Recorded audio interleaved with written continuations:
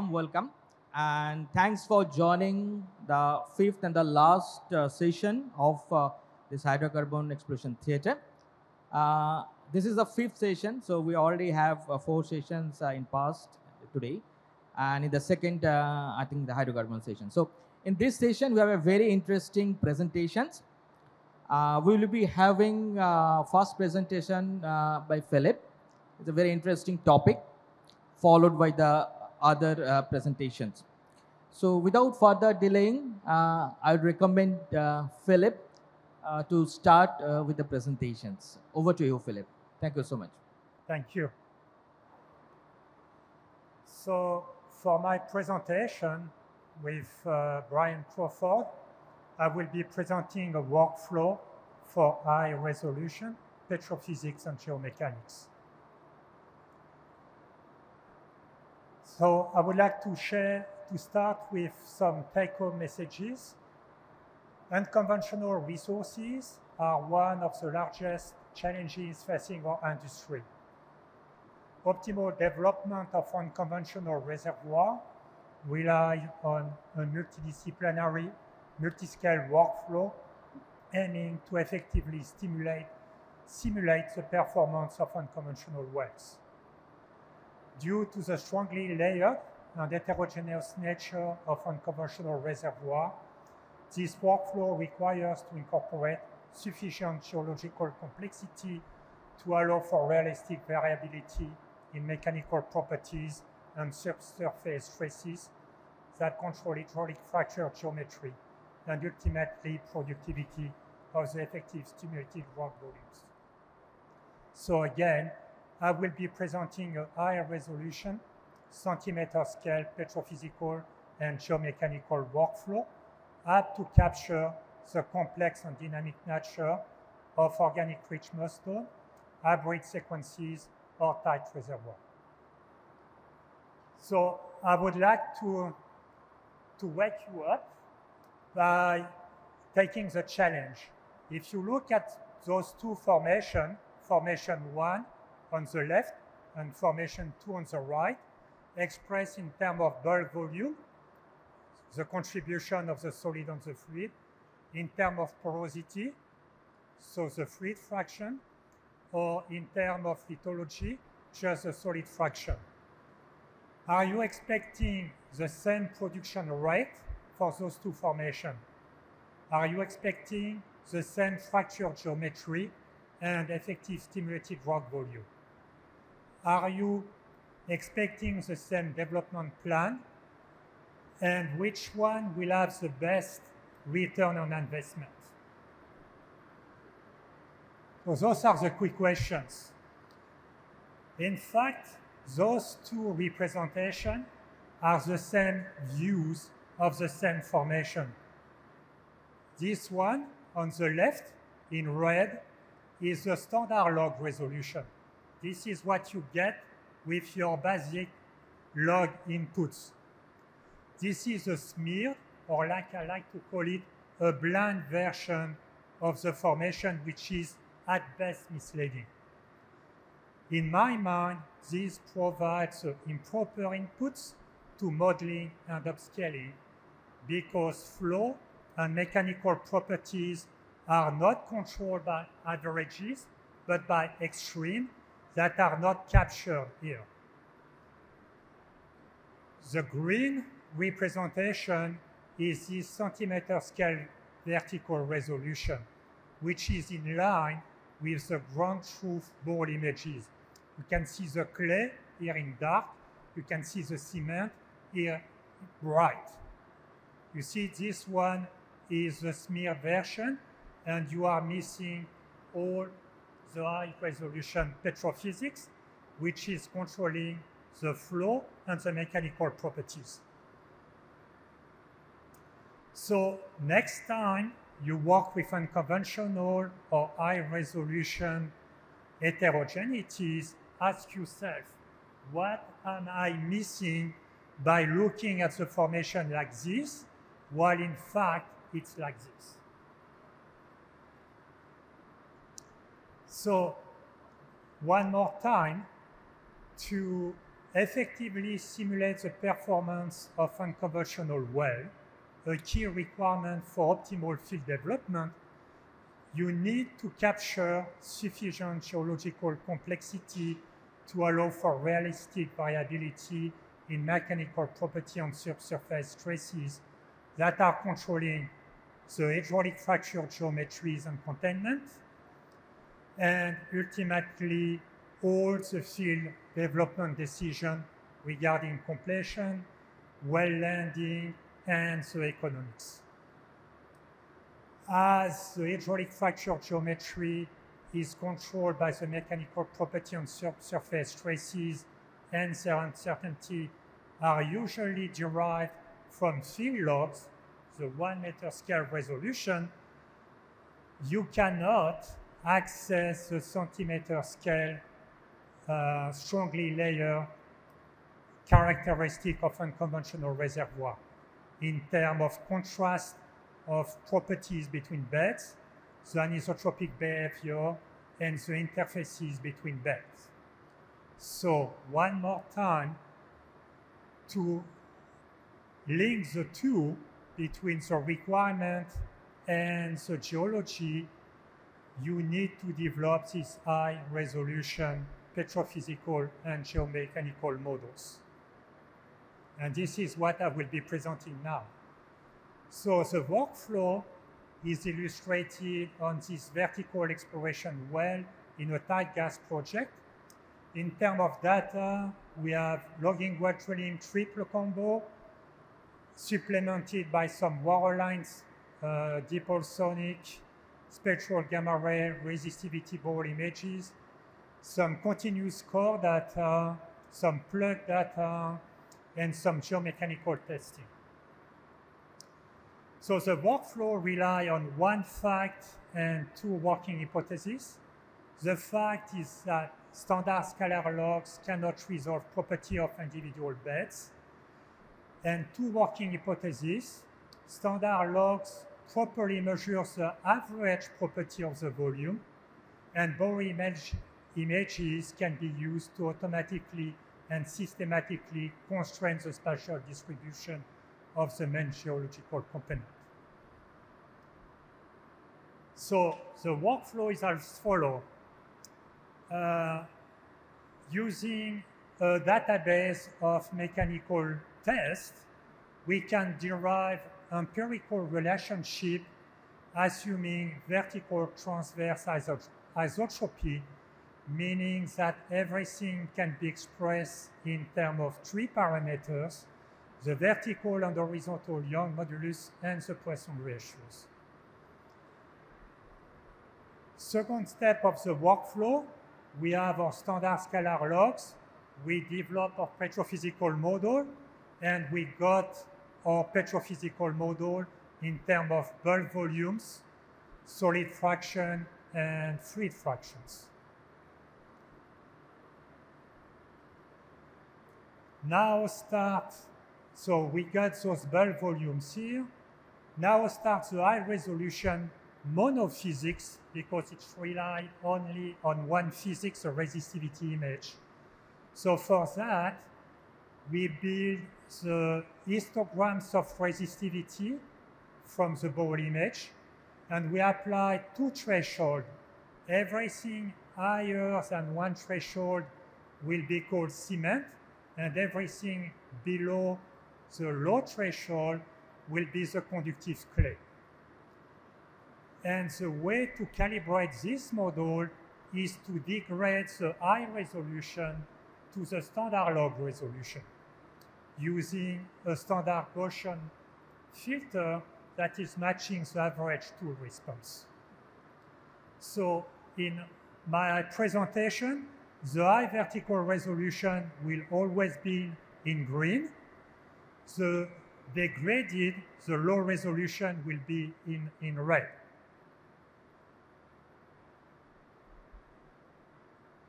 So now that I have this high resolution monophysics and this standard log resolution multiphysics, I can combine the two and merge with the high resolution core data to get a joint high-resolution multi-physics petrophysical model. So now I have those bulk volume at a centimeter scale resolution, which is basically 100 times higher resolution than the initial model. So the next step will be, now that I have bulk volume at high resolution, I assign a log value for every component. I can assign a gamma ray value, thorium, potassium, uranium, density, neutron, compressional, shear for all of those components, and I can model those input logs. As always, if I have high resolution, I can degrade to standard log resolution. So that will be the red curve. And the red curve should match the low resolution, the standard log resolution. Now, the beauty of this exercise is that I have a high resolution density, compressional, and shear, which makes that I can compute those elastic properties. So now that I can develop a high-resolution geomechanical models with all those mechanical properties: Poisson ratio, Young modulus, angle of internal friction, cohesion, uniaxial compressing strength, vertical horizontal Young modulus, biocoefficient, and so on. And from there, I can model the minimum horizontal stress in case of isotropic elastic properties with a bio of 1, or a uniform bio, or anisotropic properties with a bio of 1, uniform bio, and non-uniform bio. And you can see how the stress model at high resolution is different from the low resolution. So I have described this workflow, which is part of a larger multi-scale and multidisciplinary workflow had to capture the complex and dynamic nature of unconventional reservoir. Obviously, my workflow is the workflow of a petrophysicist, is one-dimensional along the borehole wall, but we can use reservoir quality models, process sequence stratigraphy, upscale property, mechanical stratigraphy to define those flow units and propagate all those properties all the way from the wellbore into a 3D model. And because we are fracking and depleting those reservoirs, we have to keep those 3D models always evergreen. So we have time-lapse models. So in terms of summary and conclusions, unconventional resources are one of the largest challenges facing our industry. Optimal development of unconventional reservoir rely on multidisciplinary, multi-scale workflow have to capture the complex and dynamic nature of organic-rich mudstone, hybrid sequences, and patch reservoir. Petrophysicists face multiple challenges, like thin beds, lamination, the impact of thermal maturity on physical properties of kerogen. We are dealing with small fluid volumes, and so on. Petrophysicists do not have all the answers, but they can, and in my opinion, which is biased because I'm a petrophysicist, must be part of a complex solutions, which is the key for the field optimizations. So petrophysicists can help by developing a well framework capable of capturing the scale of heterogeneity, vertical and horizontal, and the anisotropy of rock properties in terms of composition, textures, and in situ stress. And that's the acknowledgement to ExxonMobil, Rockfield, and Fragile. Thank you. Thank you very much, Philippe. Just on time. Excellent presentations. With this, we are moving to the next presentation. I would like to invite Mr. Ajit Singh come to the stage. And this is another very interesting presentation which Mr. Ajit is going to tell us. So over to you, Mr. Ajit. Respected session chair and my lovely audience, very good evening to all of you. Let me check first, everything fine. This green. This. Okay, fine. Okay, fine. Now I am. Thank you. Today I stand here to present a very interesting case that the development challenges faced all over the years by a development team to develop a reservoir which is depleted, castified, thin rim oil limestone reservoir. Moving ahead. At the outset, I would introduce about the field, about the reservoir and its conditions, challenges of front for development strategy adopted, production performance and learning thereafter, way forward. So this is the field that I am talking about. This is Vasai East field, and you are looking at you are looking at the cross sections. This is west to east cross sections. You can look at, there is a field, adjacent field, which is on production since 1988. And today I will be talking about the field, Vasai East field, which is on production 2008. And it is known that both fields are in hydrodynamic communications. When the Vasai East field was discovered, this is established fact. And you can see this adjacent field or Vasai East field, there is a gas cap case and huge, extensive aquifer underlying and overlying gas cap, and with such challenges we are going to develop. Sorry. So getting on to the initial challenges, the encircled portions, just you look at, these are the regions where huge classifications, because has been witnessed in terms of exploratory well. Just I have shown 3 and 4, these are the exploratory wells. While drilling, lots of mud losses has been observed, and it was later found there are lots of cast and box in the reservoir. And at that point of time, it was found that yes, cast mapping is necessary for the development of this field. That was the first challenge in front of us. Then again, as already said, that was the it is a thin rim oil column sandwiched between gas cap and aquifer. And third most, it was a great challenge, because when the field was discovered, it is already depleted. Almost 30% of energy we have lost, and that is very challenging part for any developer or any who is going to develop that field.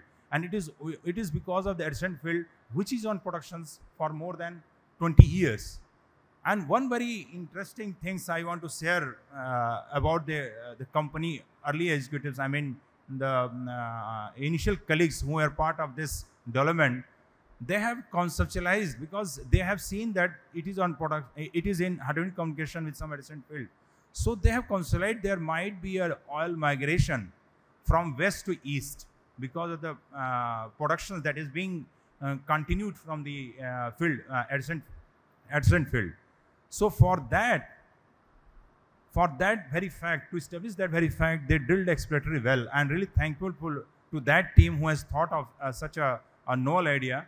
They drilled exploratory well and found that there is a marginal oil saturations, where I have shown by red arrow, marginal oil saturation they have observed, and it becomes very critical input for the further development of the field. Now, with all those understanding and data that we had at that point in time, we were having very less confident on the reservoir, because we have faced lots of challenges. We come out with one platform and 16 wells that you are looking at and the rightmost portions, and you can see the blue dots, that are the water injectors. So because of only one platform, area is very big, because the whole field is, if I take all the fields, adjacent fields, and the field that I am talking about, more than 400 kilometers area it was. So definitely the wells that put on, the wells that were drilled with one single platform, were having very high drift. But one interesting thing, one innovative idea that that was done while development, that injectors were drilled, and very important point, the injectors were drilled. Usually, if injectors drilled, it immediately comes to our mind that injectors drilled for pressure maintenance. But here we have not done for pressure maintenance as a sole objective. We did this pressure maintenance to create a pressure barrier between two fields, so that oil migration can be checked upon.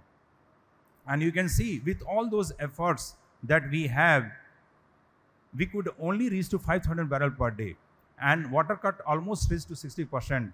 And it is, it is not the end of bundle of nerve, because almost most of the wells that we drilled at that point of time have reached more than 60% of water within few months. That was a big challenge, because we have to improve production. So we started analyzing the challenges and the learnings that we should have. What we thought, cast mapping is very important. So cast mapping is done more scientifically, and with well placement, we started putting the place the well farther away from the cast and works. It is all because of that you can see the drilling time we saved from during the initial development itself. We have saved drilling time to a large extent, and we have tried to analyze whether the early breakthrough of water, it is because of cast and works. And that plot, you can see the time taken by different wells and the month on the y-axis. Unfortunately, I'm not able to point it properly, other I could, so I think, because anyway, and you can see in the A1, A2, A7 in the red color, and that is the mud losses that observed. But what we have seen, we could not find a very direct correlation between the mud losses and the cast mapping. It does not mean that it is not having a correlation, because cast mapping is also some kind of uncertainty. So we believe that wherever there is early breakthrough water, it is because of cast and works. So we have kept on placing the well away from the cast and works. So yes, as I have said earlier, strategic water injection barrier, because it is not for pressure maintenance. That's why I use the term strategic water injection barrier. And you can see in the history match model, this the west reservoir, deep red color, is the depleted, quite depleted, because this is a pressure map. It is section what is showing, and then easternmost is also quite deep, that is depleted. But light yellow color is something we are able to increase the pressure. There is a more pressure. We create artificial pressure barrier so that oil migration can be checked. And how it helped us, let us look at. See, this is also cross sections of the water saturation. Since 98, production was continued from the adjacent reservoir, and you can see, and just look over the well 2, and with time, when it was drilled, well 2 in 2008, it has observed oil saturation. And because of that only, we have started the thoughtful idea to create a pressure boundary between two injectors. And with the help of that, we could able to check partially oil migrations, and definitely it helped for improve the production. So now, with all learnings that we had during the process, we come out a mega development plan, and we come out 2 more platforms and 1 more injectors. And conceptually the same, we started putting the wells away from the cast and works, and better completion practices. In terms of, I will come to next slides. And with all those efforts that we did at that point of time, now the field, which was hovering around 5,000 barrel per day, now it is almost around 20,000 barrel, almost multifolds in production enhancement, because of those understanding and the confidence that we got now, because of the learnings and unlearning some things which make us to perceive this performance. So this is something completion practices that has evolved during the time, because in the initial period, what we did, we completed the wells with only swell packers. Later on, we started using slide slips, and it has helped a lot. You can see how it has improved the productions. And of late, we are using ICD in many wells, and we are going ahead with the ICD so that we can go ahead with this plan and delay the water breakthrough. It is all done to delay the water breakthrough and improve the oil PI of each well. Yes, 3D simulation. Simulation is the bread and butter of today's design engineers. We took advantage of that, and you can see just it is one typical examples I have brought here for you to show you how simulation study, history based simulation model has helped out in understanding the reservoir further to a next level. So this is again a cross section of water saturation distribution, and yellow and green, all are the hydrocarbon saturation, and blue one is the water saturation. You can just look at the well 8H. When it was drilled in initial times, it was inside the oil zone, and it has produced, and just at the rightmost, you can see the production performance of that particular well 8H, and you can see it has produced pretty well. But it has produced more than 90% water cut, and same you can see in other sections, it has drowned into the water. So 8H was totally drowned in the water, and same was manifested and reflected in the production performance and the rightmost that we are looking at. So based on the understanding, what understanding says here that there is oil migration uptrend near the geocy trends, and taking advantage and cue from this simulation model and faith on that, because it is a history match model, we started completing the well near geocy. And what we have found that again it is the second life of the well sidetrack, and the down graph that you see, the green one, is the production performance of this sidetrack well after completing near the geocy. And yes, it is producing around 5,000 barrel as on date. So these are the some minor things I can say. We have not done great things, but great things are done by bringing small things brought together on one platform. That is what we did as a company for this Visayist field, a very challenging field. So now I will conclude my presentation. I think I am well within time. It is good I have not seen time is also visible here. So yes, strategic field development that we thought of with water injectors, it worked very well in our case, and it was good idea. Cast mapping was necessary, and cast mapping was done, and we are still using that cast map for placement of the wells, avoiding cast on maps, because porosity is very good. So avoiding cast maps does not anyway deteriorate the production performance of any well. Completions, we took have given special attention to completions, and all our horizontals, and with ICD and SS, and definitely it has improved productions. And yes, we have seen based on history match model that there is oil migration uptrends, and these are the future targets, and we have started targeting those sweet targets, and it is already giving fruits in terms of performance. And one more prediction scenario we have done, because that is the tool that we can do all kind of scenarios. And one more scenario we did recently, that either we stop the incidental gas that is being produced, which is very difficult, or start injecting gas in crystal gas injections. So it does, at least model indicates that there will be a good amount of increase in recovery. So yes, the field was very challenging, but with the techniques and the learnings that we had with the advent of data with time and well placement, we have already recovered around 10%, though energy was lost in the beginning of around 30%, and now we are expecting more than 15% of the recovery. So yes, I am really thankful and express sincere appreciation to ONGC management and even FIPI, who has permitted to present this study in such a great international forum. The authors do acknowledge the outstanding contribution of all stakeholders in successful development of such a challenging reservoir and helping nation in propelling towards energy dependence. Thank you all. Thank you for kind listening. Thank you, Mr. Ajit. Just on time. I really appreciate. Thanks for the interesting presentation insight. Please have a say. So with this, we are proceeding to the last presentation of the session. So I invite Ms. Sakshi Sharma to come over the dais. And it's another very interesting presentation as a case study. Over to you, Sakshi. Good evening, everyone. Good evening, chairpersons.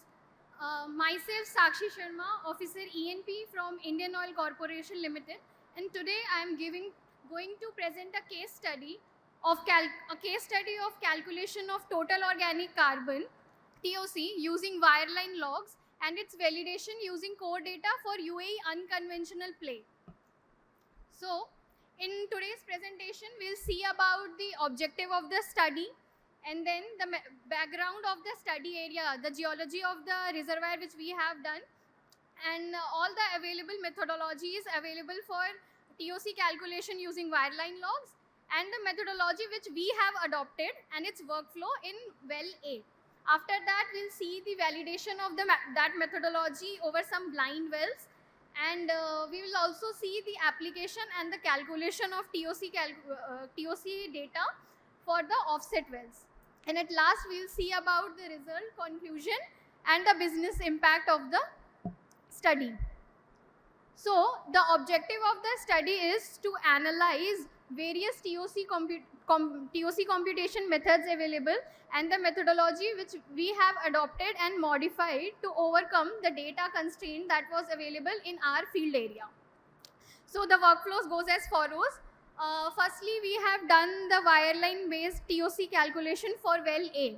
After that, we have correlated that TOC from the wireline logs with the core available TOC that was done through rock eval pyrolysis data. If the correlation between the two core TOC and log TOC is established, we'll move ahead towards the other part of the study, which is the validation part towards the blind well. Otherwise, we'll change the methodology and we'll repeat the correlation part again. Once the correlation factor is established, we will define the methodology and will similarly apply that method over the blind wells where we have TOC data.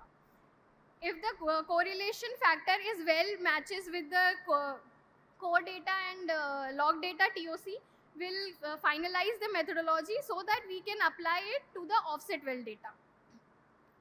So before moving ahead to the major study workflow, let us first have a brief introduction about the UAE unconventional play named as Shelife. So Shelife is the formation deposited in the intra-shelf platformal basin, mainly from mid-ram to outer ram condition, that too also mostly in outer ram condition. The composition of the Shelife ranges from mudstone to packstone with intermittent grainstone of the grainstone formation. This is the typical SGR signature of the Shelife formation. As we can see, some characteristic peaks are there in the Shelife formation, based on which this has been divided into different benches. So there are broadly three methods available for TOC calculation using wireline logs. One is Smoker's method, the other is Passe method, which is also called as delta log R method, and the third one is the NMR log method, which is an advanced technique used for TOC calculation. In the right hand side, we can see the Smoker's equation of TOC calculation is directly dependent on the density data of the formation. Passe et al. Method, which is also called as delta log R method, incorporates deep resistivity along with the porosity logs. This porosity log can be anything: density based porosity, neutron porosity, or sonic porosity. Other than this delta log R method also requires this LOM data, which is the maturity data required, which is a function of vitrinite reflectance and Tmax. At last, there is the third method, NMR equation. This is the equation which is, this is the one of the most advanced technique for TOC calculation, as it depends on the kerogen volume and hydrocarbon pore fluid of the formation. So it directly gives the most accurate result for TOC data.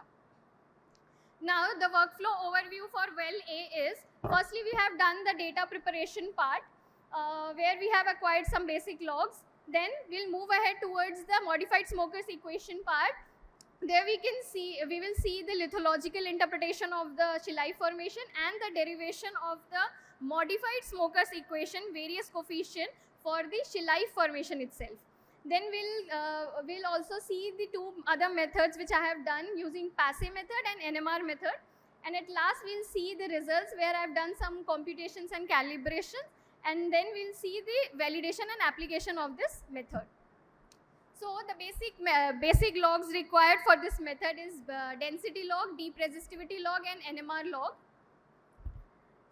Before moving towards the derivation part of the modified Smoker's equation, let us first have a brief idea of the lithological composition of the schistite formation.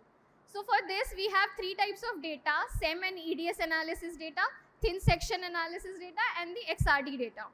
Now if we see this SEM image data, the top left one, we can see that some yellowish color, high relief mineral is there. That if we see it with the color code, we can see that it is composed of Fe and S. So this mineral is basically FeS2 pyrite, and it has a very distinct high relief diagnostic property of high relief feature. Other than that, adjacent to it, we have this greenish color mineral, which with color code, if we see, is made up of Ca and Mg. So those minerals are all calcite and dolomite here. And along with it, we have some Al bearing mineral, which is elite here. Similarly, in the EDS image, black and white image down below it, we can see characteristically high relief pyrite can be distinguished. So pyrite, dolomite, calcite, and elite are the major minerals present here. In the thin section also, we can see this isotropic cubic crystal. Characteristically small cubic crystals are present. Those are all pyrite here. And in the third image, we can see this foraminiferal shells are clearly visible, which is actually calcite, as twinkling, which is a diagnostic property of calcite, can be seen here. All these composition is already validated by XRD data also, which gives elemental level analysis of mineralogical composition. So we can see with the help of this XRD data also that calcite, dolomite, pyrite are the specific minerals present in the schistite formation. Now, as we have seen the major composition of the schistite, we can say that the formation density of the schistite is a function of organic matter, pyrite, interstitial spaces, and the matrix. I have taken pyrite as a specific component here because pyrite, as we all know, is a very high density mineral. The density may go up to 5 gram per cc also. So this is going to directly influence the formation density. Now, if we take the weighted average of volume based metrics, we can substitute this rho I and rho M with rho Mi data. So after substitution, the equation 1 will become equation 2, will be reduced to equation 2 first part. Now also we have this well-defined linear relationship between the organic porosity and pyrite porosity. This is because both the material like pyrite and organic matter get deposited in a similar condition. Both of these things require reducing environment to get deposited. So where there is organic matter is high, pyrite will be high itself. So after substituting it into the equation 2, we will reduce our equation to equation 3. Now we have a well-defined TOC relation which says TOC is a function of organic porosity, density of organic matter, and the R factor, where this R factor is a ratio of weight fraction of organic matter to the organic carbon. So after substituting equation 3 in equation 2, we will reduce to that last part of equation 4. And after substituting all the values to based on the schistite formation of UAE unconventional play, we will come at this fifth equation, which is the modified Smoker's equation. This is named as modified Smoker's equation because the coefficient has been modified based on the schistite formation conditions. So utilizing this modified Smoker's equation in the schistite formation, we can see, and after correlating it with the core TOC data, we can see that in the second last track, we can see both the relations, both the TOC data are in very good match with each other. The second last track. Similarly, now we have also applied some other method, which is passive method. But if we see specifically, the TOC derived from delta log R method is not in good match with the TOC of core, especially for bench 5 and bench 1. But on the last track, there is this modified TOC method, modified Smoker's TOC method, where the correlation is really good. we have also done this calculation for the NMR TOC, where we can see the small trends of the NMR TOC is also mimicked by the core data TOC. So we have done this cross plot between the core derived TOC and the NMR TOC, as well as the core TOC and modified smoker TOC. So the correlation factor of 84% and 81% can be established here. So out of all the methods present, these two methods bring the closest relationship with the core data, but the thing is NMR data may not be available for all the vintages well. So in that scenario where we have limitation of core data as well as the limitation of NMR data, this modified smokers equation will help us to provide reliable TOC data for shale formation. So we have done this validation over the other blind wells B. So the concept of blind well here goes like, we already had core data in the blind wells, but we have not utilized it for the derivation part. We have directly used the modified smokers equation, which we have calculated for well A, and then we have seen the correlation of that core TOC with the log derived TOC. And here also we see that the match is really good if we see between the TOC modified and TOC core data in the last track. Similarly, we have done this validation part for well C also. Here we had more core data, so we can see the correlation is really good. Now, we have finalized the modified smoker method, that this method works good for the shale formation. So it can be now applied over the well D where core data was not available. So we have extrapolated that data towards the well D. This is just an indicative layout showing all the representative wells of the shale formation. We can clearly see how good the trends are in match with each other if we see the TOC part and the core TOC data. So the business impact of this method is, this method provides a cost optimized solution by acquiring limiting core data, and modeling TOC will help us to extrapolate TOC data all throughout the formation, which is one of the very peculiar property for source rock characterization. As core data usually gives restricted number of samples, so discrete data is present. But after applying TOC using log data, we can have it at the continuous depth. Also, it will help us to plan the exploitation details of the unconventional target, like in finalizing the hydrofracking zone in the target zones, etc. And also, this method can save time by acquiring limiting core acquisition for the operators, for the operation which is specifically intended for source rock characterization like TOC methods. So this method can save time, and this method can save money for the marginal fields also. So that was the study. These are the references which I have followed. And thank you. Any questions? So thank you for patience listening. Thank you. Thank you very much, Sakshi. Very interesting presentation. Please have a sit. Now with all the three presentation is over. Now the floor is open for the Q&A. Please raise your hand if you have any question. Just introduce your name and please ask the questions.